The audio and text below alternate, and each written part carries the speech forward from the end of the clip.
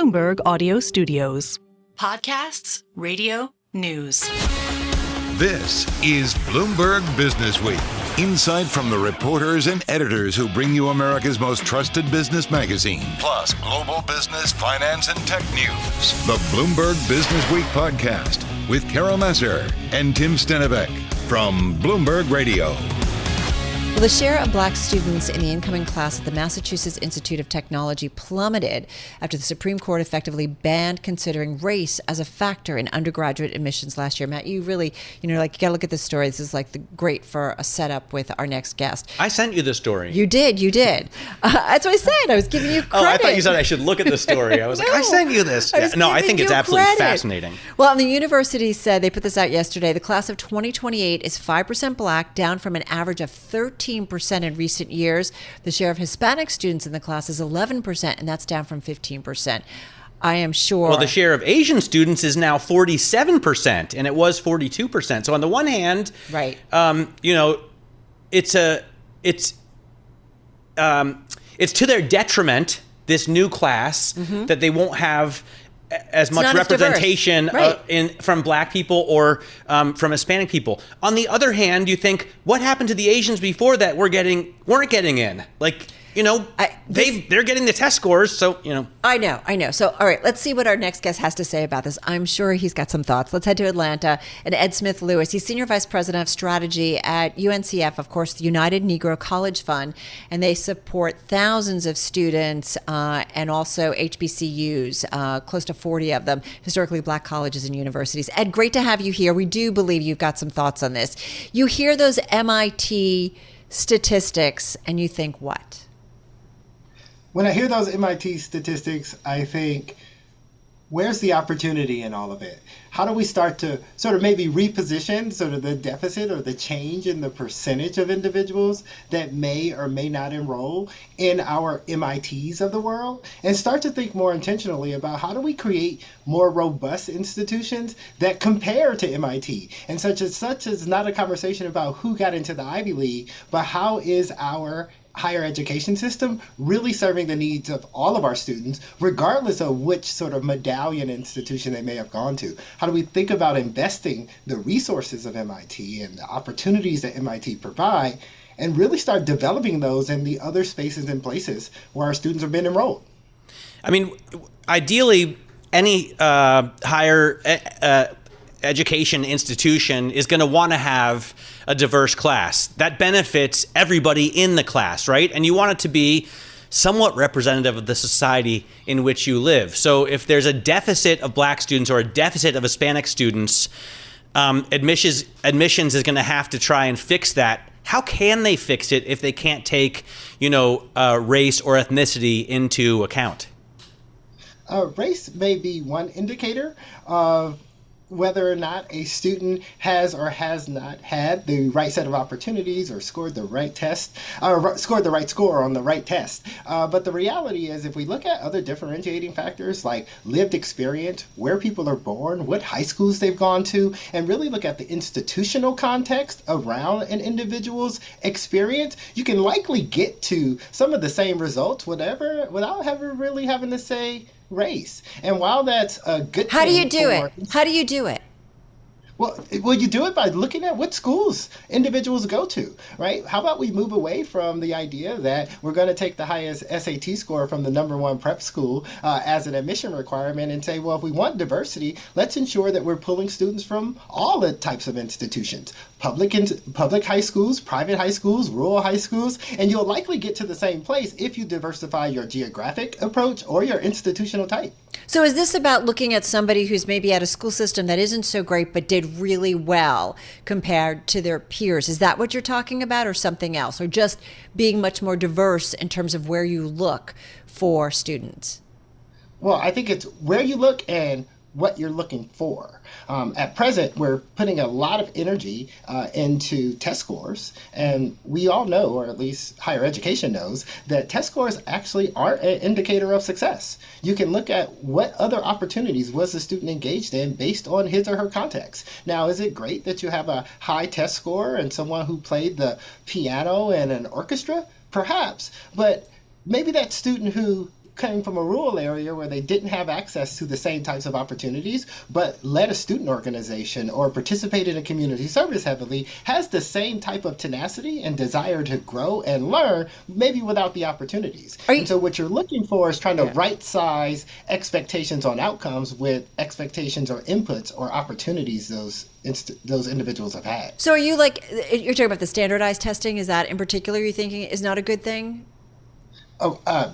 For sure. Yeah. I think standardized testing is just rooted in sort of a systematic approach to getting an understanding of one's aptitude. And I think we've learned through differentiated approaches in K-12 that not everyone learns the same. Yeah. And if you don't learn the same, you likely don't test the same. And so how do we start to think about differentiated models of assessing a student's readiness to learn? And that's what we're saying. We're just looking for differentiated approaches. Here at UNCF, we're a scholarship organization. Mm-hmm. We're actually looking at more cognitive opportunities, and we're moving away from sort of raw quantitative understanding to a qualitative one, where we're educating our readers or our scholarship application scorers on what can you look for and how a student thinks about his or her lived experience, what opportunities they had, how do they think about loss and failure, as well as their wins in their writing and how they communicate their experience, and less about the test score.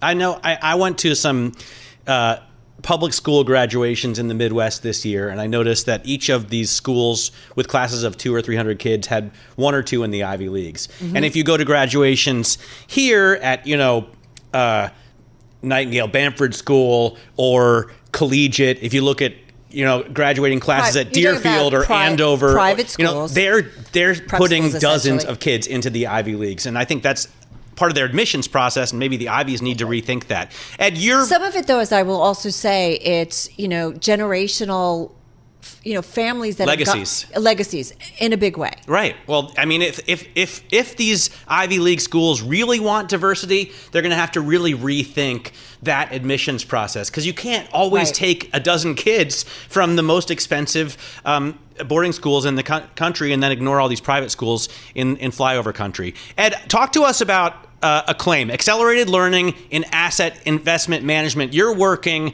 to get a robust pipeline of students from historically black colleges and universities, from HBCUs. So talk to us about this program and how you're doing it. No, we're really excited about the support from Adage Capital and Phil Gross and its investment in Project ACCLAIM, where we are fundamentally focused on providing the right opportunities to our students to take advantage of the robust economy that we have in our country. Project ACCLAIM has three simple objectives. Think number one, provide student experiences from an academic perspective that really enables them to understand through hands-on experience what does it mean to be an asset manager in this country. For many HBCUs, 75% of our students are low income or come from low income families. 60% are first in their in their family to go to college. They're first generation students. And so the idea that you would have exposure to asset management careers are few and far between for many of the students. More importantly than having that exposure to asset management is that real hands-on experience, because you can learn from the textbook all day, but until you had a real experience, an opportunity to sort of touch the opportunity,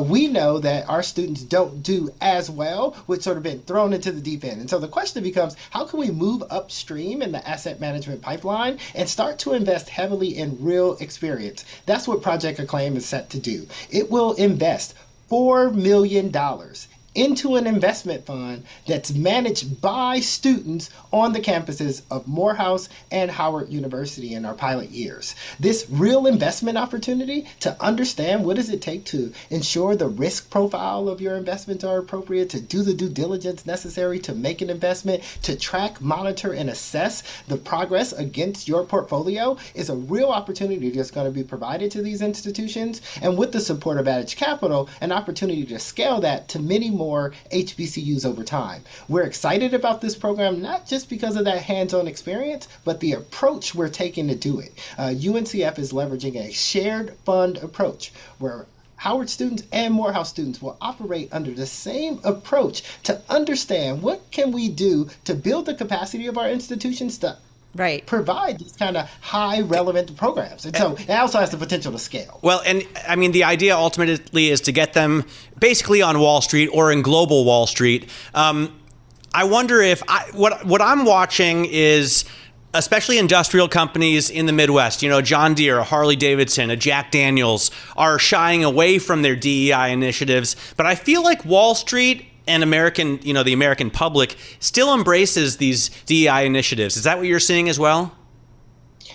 Well, to your earlier point, to have diversity of perspective is actually to have an organization that's well functioning and efficient.